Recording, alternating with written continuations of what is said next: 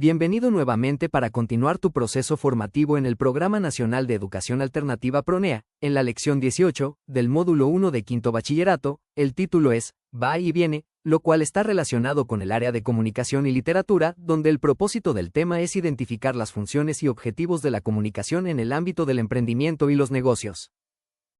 Situación de contexto. La comunicación y los sistemas sociales. La comunicación está relacionada con la organización social en tres formas. En primer lugar, los sistemas sociales se producen a través de la comunicación. El desarrollo de un sistema de roles supone una comunicación previa entre los miembros y es a través de la asunción de un rol y de la interacción que un grupo se vuelve interdependiente. La comunicación aumenta las probabilidades de semejanza entre las personas y aumenta las posibilidades que las personas puedan trabajar juntas para lograr un objetivo. La asignación de una posición, la especificación de las conductas del rol, la enseñanza de modos normativos de conducta, la que se lleva a cabo por medio de la comunicación.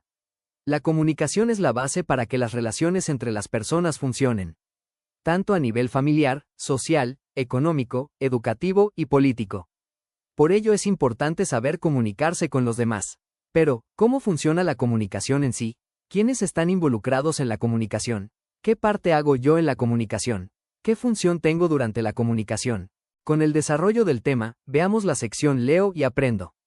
Agentes de la comunicación. En el proceso comunicativo existen dos agentes, el sujeto comunicante y el sujeto que interpreta el mensaje. Estos dos agentes tienen una dinámica constante, pues hacen que la comunicación sea un proceso de ida y vuelta. Tanto el comunicante o emisor envía un mensaje por cualquier canal, como el que interpreta recibe el mensaje y lo comprende. Cuando el que interpreta comprende el mensaje, envía de regreso otro mensaje, esto lo convierte en el comunicante en ese momento.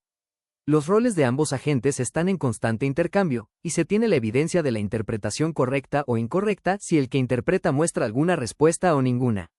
Veamos un ejemplo. Mientras Juan y Carlos trabajan en un taller, Juan le dice a Carlos: Carlos, pásame un desarmador. ¿Qué tipo de desarmador? Uno de castigadera. Aquí tienes uno. En este ejemplo, en la primera línea Carlos es el comunicante y Juan el que interpreta. Pero en la segunda línea, los papeles se cambian, porque Juan es ahora el comunicante y Carlos el que interpreta. Para la tercera línea, Carlos vuelve a ser el comunicante al explicarle qué tipo de desarmador quiere. Para terminar en la cuarta línea, Juan es el comunicante y Carlos nuevamente es quien interpreta. El esquema nos dice cómo se intercambian los roles de comunicante y quien interpreta en un diálogo. Existen en este caso dos actividades de la comunicación. La primera es la producción de información. Esto lo hace el comunicante, pues en su mente desarrolla las ideas y después busca las palabras necesarias para transmitir su idea. De esta forma produce la información que necesita que la otra persona interprete. La segunda corresponde a la interpretación de la información. Esta es la actividad de la persona quien interpreta. Su función es darle sentido al mensaje que recibe. En su mente debe considerar las palabras que recibe para hacer una interpretación correcta de lo que debe responder, aunque esa respuesta sea una acción o una oración. En este ejemplo ilustrado, el personaje de la izquierda formula una petición que conlleva una información. Requiere media docena de huevos.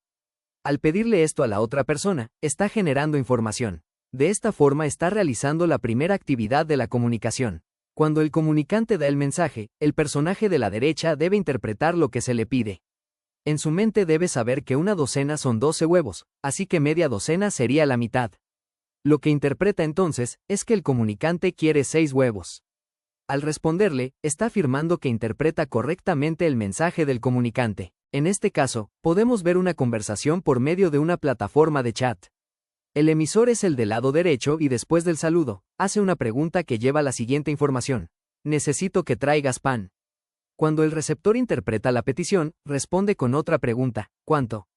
Esto implica que entendió el mensaje, al hacer la pregunta correcta. En ese momento el receptor se vuelve emisor, pues devuelve una respuesta en forma de pregunta. En el penúltimo mensaje, el emisor le da más información, 5 quetzales de pan, lo cual el receptor interpreta bien, haciendo la pregunta del tipo de pan que debe llevar. Ahora prepárate para realizar tu tarea, considerando identificarla adecuadamente con el número de lección, título, nombre del estudiante y fecha de realización. Actividad de evaluación. Diseño una entrevista para realizarla con un representante del centro de salud de mi comunidad, con un doctor, una comadrona o alguna persona que tenga relación con el área de salud. En esta, procuraré obtener información sobre los principales problemas de salud de la gente que vive en mi comunidad y cómo el estado de ánimo afecta la salud de las personas. Debo considerar que las preguntas deben ir enfocadas en los hábitos de salud que se practican en la comunidad. Mi entrevista debe tener 5 preguntas para obtener la información que necesito. Al hacerlo debo tomar en cuenta que esta entrevista será un diálogo entre la persona que me atienda y yo. Puedo usar la pregunta siguiente como un ejemplo. 1. ¿Cuáles son las enfermedades más frecuentes que atienden en el centro de salud? Algo importante es que aún no debo hacer la entrevista, pues debo revisar algunos aspectos más de mi entrevista antes de ir al centro de salud. Ánimo, vas excelente en tu proceso formativo.